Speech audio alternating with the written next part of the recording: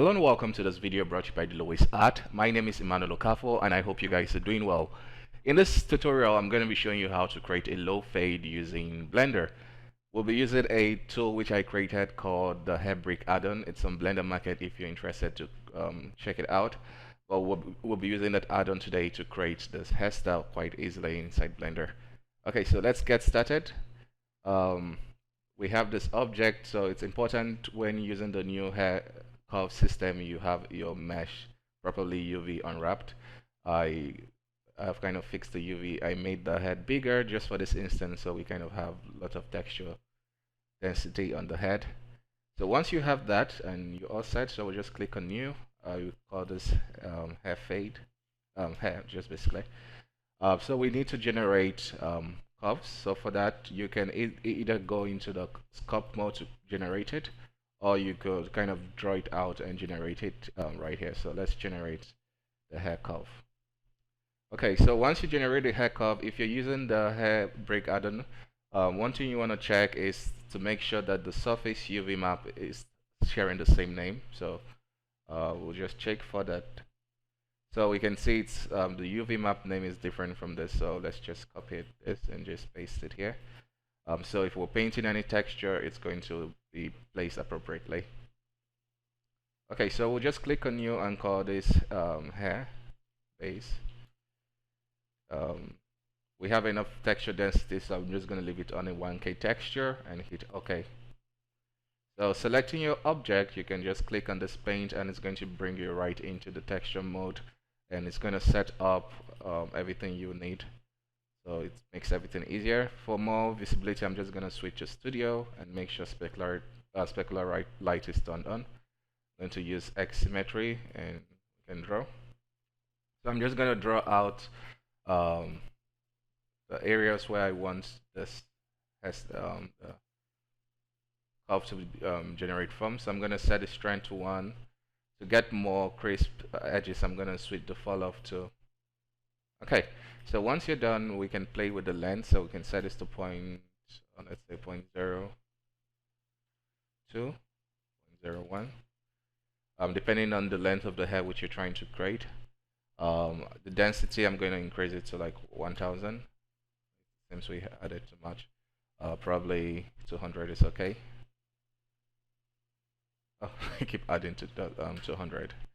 Okay, I think we still need to reduce this. Perfect. So if we subdivide the mesh, it's going to also influence the smoothness of the distribution. Also, when working with the new hair curve in Blender, you want to go here and make sure the viewport is set to something. I think the highest it goes is 3. So depending on what your computer can carry, you probably leave it at 3 to get the curve looking smooth and basically how you should expect it. Once you're done with this, you can go ahead and just apply this and you have your hair curves. We can select either the object or the hair curve and go right into the grooming mode. Okay, so we'll grab the comb brush and we'll try to groom it. We can see it penetrates the object. We can use Blender's collision, but we see what we get. I don't know why this is. I usually just experience this with short hair. But we have a solution for that, so we can select the object, and we'll choose hair collision. So this is going to create like a nice collision for us to use. So we can go here now and grab this. Let's make sure we disable Blender's collision. Okay, before we continue, we created a texture earlier for the area we want this to be generated. So we need to save this texture. Just temporarily, I'm going to just add like a trim object and select this hair base we created. So you could go in your image editor and save it, or you could save the image inside the blend file. To quickly do that, you can go to image slot and click on save all image. So even if you close your blend file, it will always be there, so you can notice this is it. So if you want to save this, you can unpack it and save it on your folder directory. but now we have this stored in Blender, so no matter what, we will not lose our image. So ideally, you want to save your blend file too. Okay, so for the grooming process, we can just grab the comb brush, turn on X symmetry, just speed up things. So we have the collision turned on, so it will not penetrate. Okay, once you're done, this is kind of a rough job, but gets the job done. So you can add like the blend modifier. This is basically going to blend other curves, so we can move this above the collision, so we don't lose that. So this is it without the blend, and this is it with the blend. So it blends other curve, and it feels more cleaner. For the collision, if you feel it's kind of protruding too much, we can adjust that here. We'll set this to 0.1, so it reduces that. 0.2. Okay. For the children distribution, it's as easy as going to interpolate. So you add the interpolate, we set the right UV like we did earlier. We can also select the hair base which we used to generate it and set this. So we have some hair here going. We can just increase the number to, let's say 50. Let's do 1000.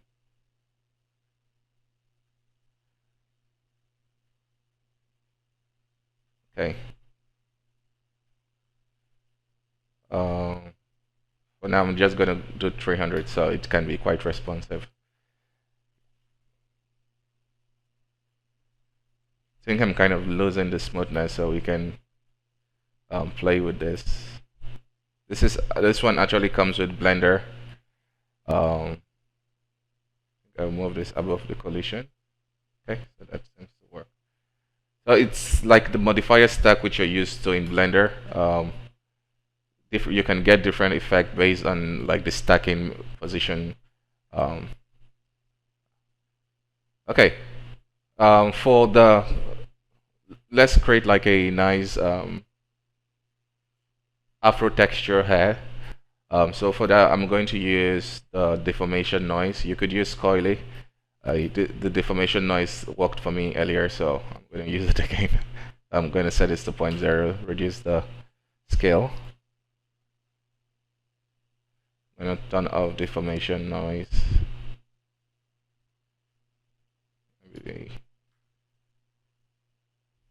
Okay, get it looking a bit rough. You can choose to add some clump if you want to kind of group them together. Play with the scale to increase it. Let's see. Clump it in some more.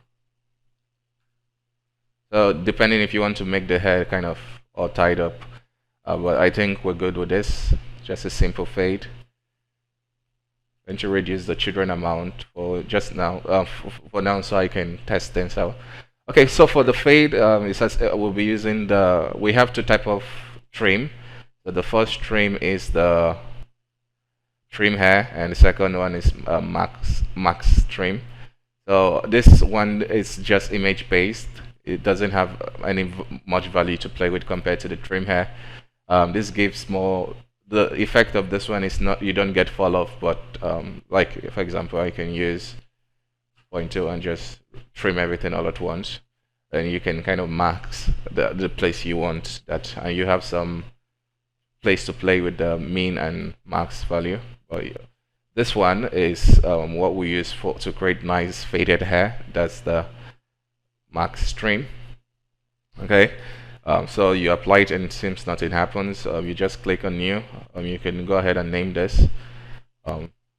Press OK. Select your object importantly before you go into texture. Currently, if you don't select your object and click on texture, you get an error. So this is, I'm aware of this and fixing it. I also the new changes that are coming. I mean, when you see the new version, it's probably going to look somewhat different than this. We are kind of rewriting the UI to allow for dragging. Currently, this move up and down, it's nice, but it's quite slow. I mean, you could achieve that by going to the modifier and kind of doing it here. But we want to be able to do it here, so I'm kind of working on fixing that. For the blending. So it's as easy if you have, um, I'm just turning off the cloth so I can paint through it. If you have it white, you kind of get a very crisp um, cut. And it also respects the fall off. So if you have like a nice fall off, you get a nice fall off effect. So let's do that again. So we want it going this way.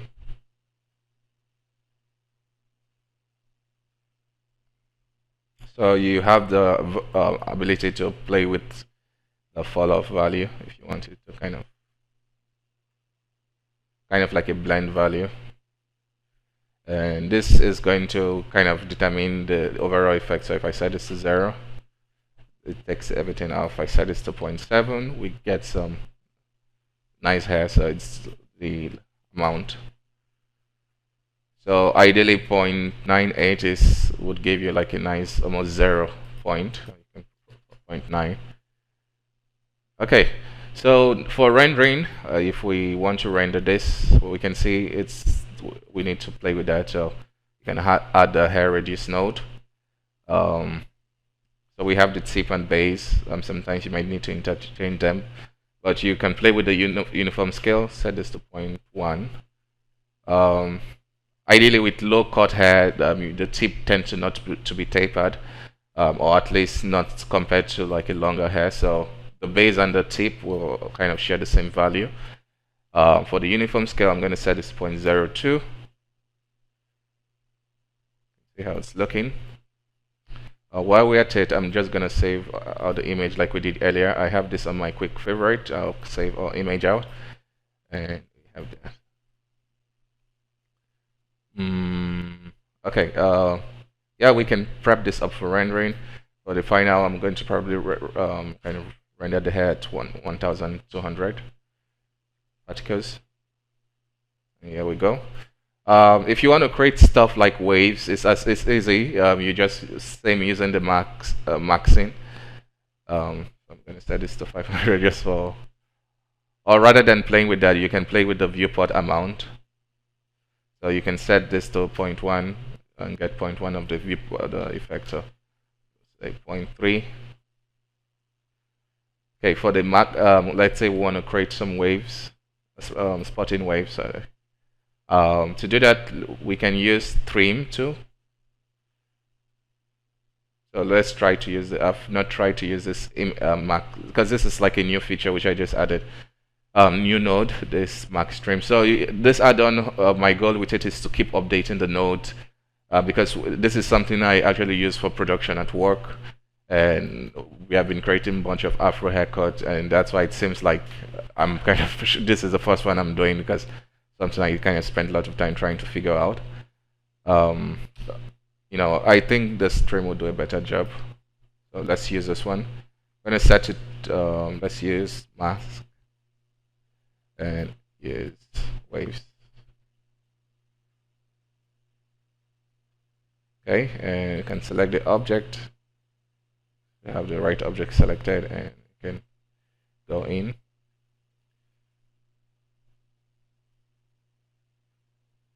So we can draw this.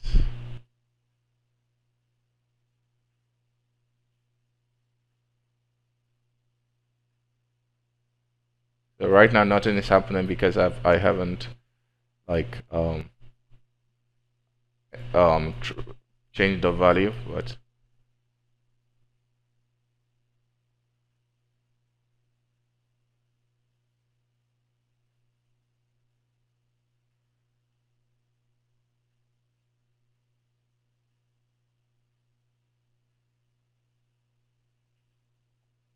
okay. So for that, you can just set the trim to 0.4, and we can start seeing the effect if we increase the interpolate amount to 1 to see the full final stuff. So you can start seeing that waves coming in. So let's add like a nice simple material. So for the material using this hair curve, for some reason, Principal BSDF tend to produce better result compared to using the hair shader. I don't know. I kind of get a lot of artifacts with that, but oh well.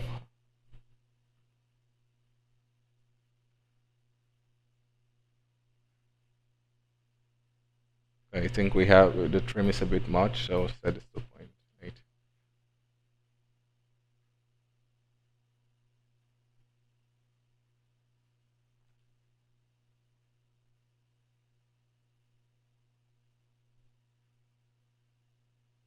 So let's give this a render.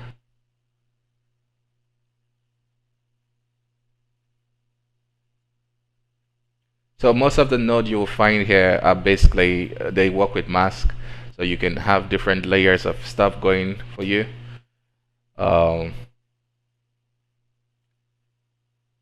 Set this to 1080 by 1080.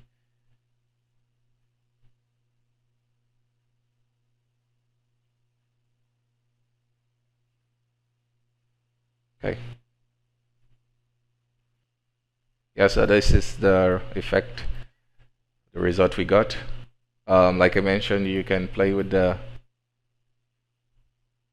so maybe we set this to 7. You can see some more hair here, so it's not just completely skin.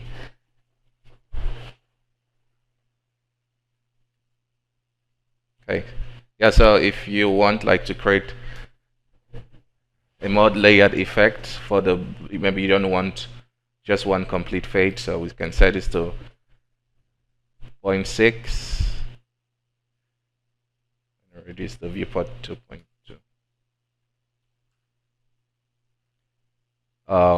Then we can add another max trim.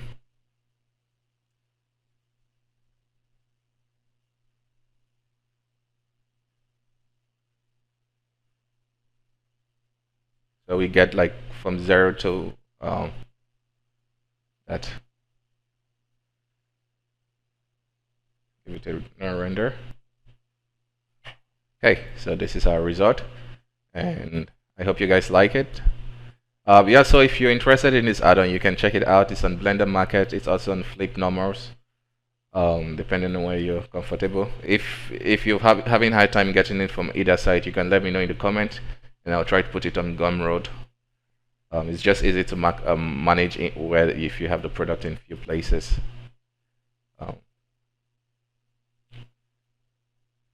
Okay, let's make this a bit darker. Yeah, so that's it. You guys can go home now, and thank you so much for your time. Bye bye for now, and see you next time.